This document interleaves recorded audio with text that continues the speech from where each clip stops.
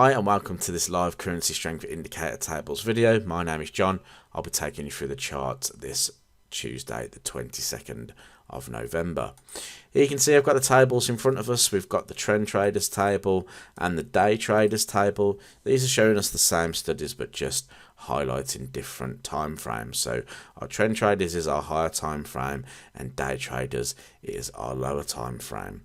The tables auto update every 15 minutes 24/7, so wherever you are in the world you can access the currency strength indicator tables and get the latest update. So what the table showing us today? Well, it's showing us that the Kiwi remains the strongest currency and has been for some time here, and you can see that's reflected on both tables. On the trend trader side of things though, we have the yen, which is the second strongest currency, followed by the Swiss franc, which is the third strongest currency. We then have the US dollar, which is the first weakest currency, followed by the Canadian dollar as the second weakest currency, and then the Australian dollar as the third weakest currency. On the day trader side of things, we've got Kiwi topping the charts, followed by the US dollar, followed by the pound.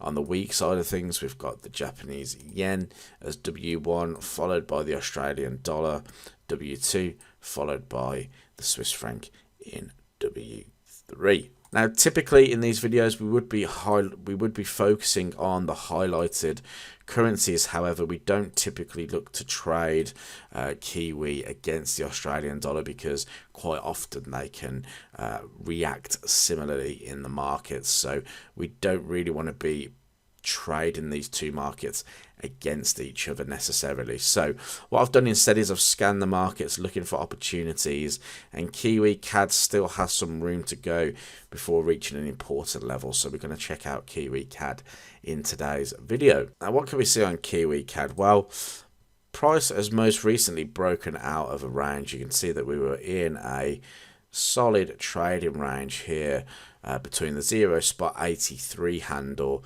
and the 0 spot 9600 handle, and we've been in that range, well, the range sort of started back in 2014, and ever since we've been pretty much sideways until price created a decent close most recently in May 2022, which was this candlestick just in there. We closed below the range lows at that 0 spot 83 handle.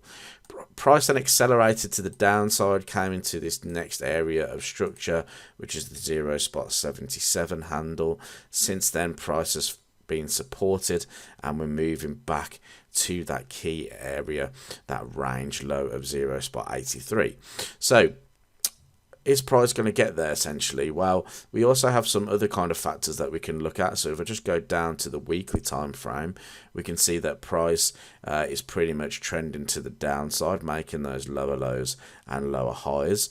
On the bullish side of things, we've broken through a minor trendline resistance area and potentially could head up to another area of trendline resistance, which has quite a strong confluence with other areas of interest. So quite like the opportunity for price to come and retest the 0 spot 83 handle or even this larger time frame trendline resistance.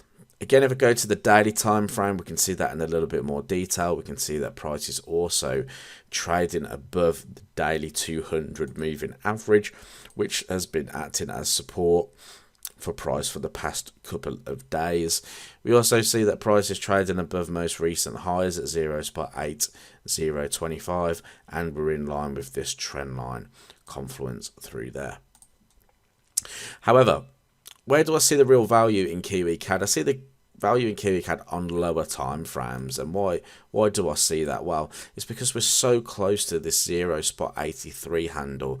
I think this is where price is going to be heading towards, and we can only really get a decent reward to risk ratio on a lower time frame here. So you can see this 4 hour, you can see that within that 4 hour time frame we've got this really nice trend line support through here, and most recently price has used that trend line support with confluence from the 200 moving average and previous highs as an area of support and is moving towards that area of interest. Now, because we've already found support and price is already on its way, we may have to go even lower on this chart. And if I just go down to the hourly time frame, you can see that what I've highlighted is that pullback in the market and the fact that price has broken out of that pullback and extending higher. So what I'd be looking for here personally is for either prices to pull back slightly, maybe back into this area here at the 82.25 handle, because you can see that was recent sort of formed highs here.